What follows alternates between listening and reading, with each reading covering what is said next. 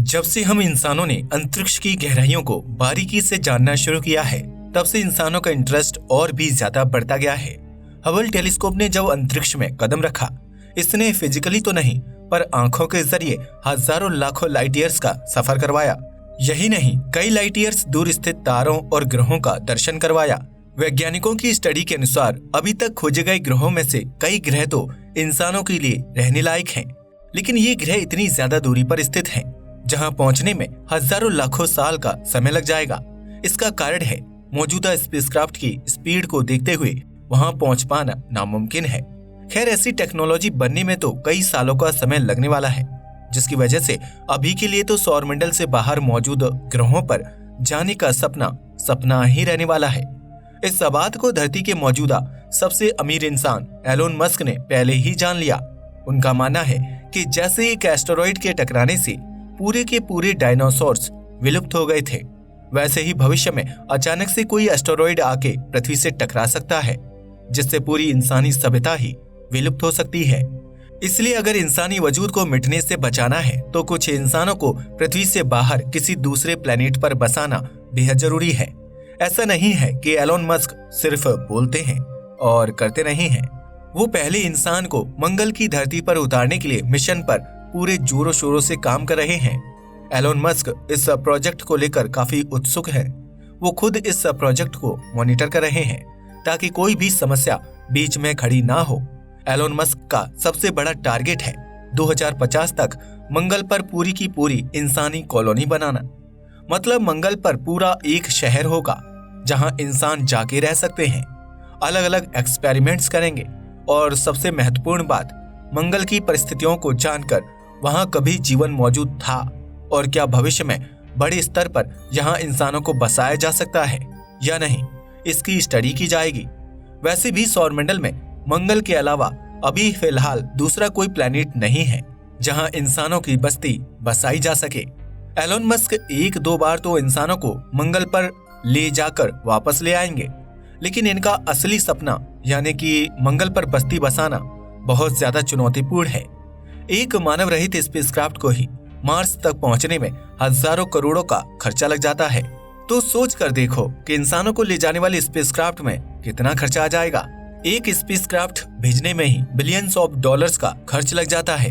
एक पूरी की पूरी बस्ती बसाने के लिए तो न जाने कितना खर्च लग जाएगा, क्योंकि इतना सारा सामान और इतने सारे लोगों को एक साथ तो भेजा नहीं जा सकता।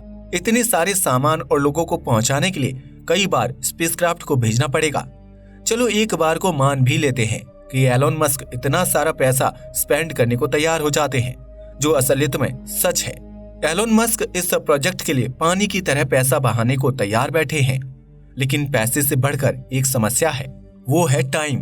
दरअसल मंगल जब पृथ्वी के सबसे नजदीक होता है, तब भी मौजूदा किसी स्पेसक्राफ्ट को मंगल की धरती पर पहुंचने में 7 से 9 महीनों का वक्त लग जाता है। अगर मंगल पर पहुंचने में ही इतना ज्यादा टाइम लग जाएगा, तो मंगल पर बस्ती या बेस कैसे बनाया जाएगा? किसी सामान को या किसी इंसान को अगर पहुंचने में इतना वक्त लगेगा, तो 2050 तक मंगल पर इंसानों को बसाने का सपना चुनौतीपूर्ण हो जाएगा। इसलिए अगर मिशन ह्यूमंस टू मार्स को कामयाब बनाना है, तो जरूरत है एक ऐसी टेक्नोलॉजी को विकसित करने की जिससे स्पेसक्राफ्ट मौजूदा स्पीड से कई गुना तेजी से दौड़ सके। हाँ, मुझे पता है कि एलोन मस्क एक विजनरी इंसान है, इसलिए इस चुनौती को पार पाना इनके लिए कोई बड़ी बात नहीं है। जिस हिसाब से इन्होंने मिशन को भेजने की तैयारी की है, उस वक्त तक ऐसी टेक्नोलॉजी तो कम से कम एलोन मस्क विकसित नहीं कर पाएंगे। मैं ऐसा नहीं कह रहा हूँ कि वो कभी भी ऐसी टेक्नोलॉजी विकसित नहीं कर पाएंगे, बल्कि मैं तो ये कहता हूँ कि आने वाले भविष्य में एलोन मस्क इससे भी कई गुना एडवांस टेक्नोलॉजी बना देंगे। लेकिन एलोन मस्क के मार्स मिशन में इतना कम समय बचा है कि अभी के लिए तो एलोन मस्क और उनकी स्पेस एजेंसी स्पेसएक्स ऐसी टेक्नोलॉजी को विकसित करने में असक्षम है। लेकिन कनाडा की मैकगिल यूनिवर्सिटी ने एक ऐसी टेक्नोलॉजी डेवलप कर लेने का दावा किया है जिसकी सहायता से मात्र 45 दिनों में मंगल पर पहुंचा जा सकता है। कहां 9 महीने और कहां 45 दिन।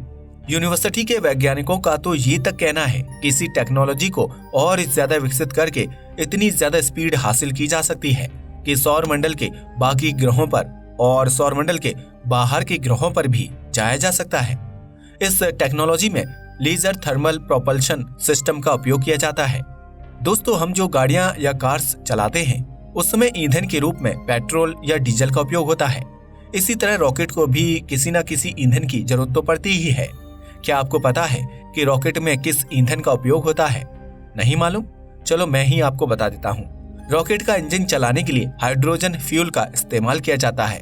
ये जितना ज्यादा जलता है उतनी ही ज्यादा पावर इंजन जनरेट करता है, और जितनी ज्यादा पावर जनरेट होगी उतनी ही तेजी से रॉकेट या स्पेसक्राफ्ट आगे बढ़ेगा। लेजर थर्मल प्रोपल्शन सिस्टम में लेजर का इस्तेमाल इसी हाइड्रोजन को जलाने में किया जाता है। लेजर से ये हाइड्रोजन फ्यूल बड़ी तेजी के साथ जलता है और स्पेसक्राफ्ट बेहतरीन रफ्तार पकड़ लेता है। इस पावरफुल लेजर्स को पृथ्वी की लो अर्थ ऑर्बिट में पहुंची स्पेसक्राफ्ट की दिशा में थ्रो किए जाते हैं, और पहले बताई गई प्रोसेस के अनुसार ये लेजर हाइड्रोजन को तेजी से जलाता है और स्पेसक्राफ्ट को एक जबरदस्त स्पीड हासिल करने में सहायता करता है। कई लोगों को ये कॉन्सेप्ट समझ नहीं आया होगा। जिनको ये समझ में नहीं आया उनको एक उदाहरण देके समझाता हूँ। सोलर एनर्जी यानी कि सौर ऊर्जा, जिससे हमें विटामिन डी मिलता है, और इसी सोलर एनर्जी का इस्तेमाल एनर्जी प्रोड्यूस करने के लिए भी किया जाता है। सूर्य के जितने ज्यादा नजदीक कोई सोलर पैनल रखा जाए उतनी ही ज्यादा एनर्जी वो प्रोड्यूस करेगा।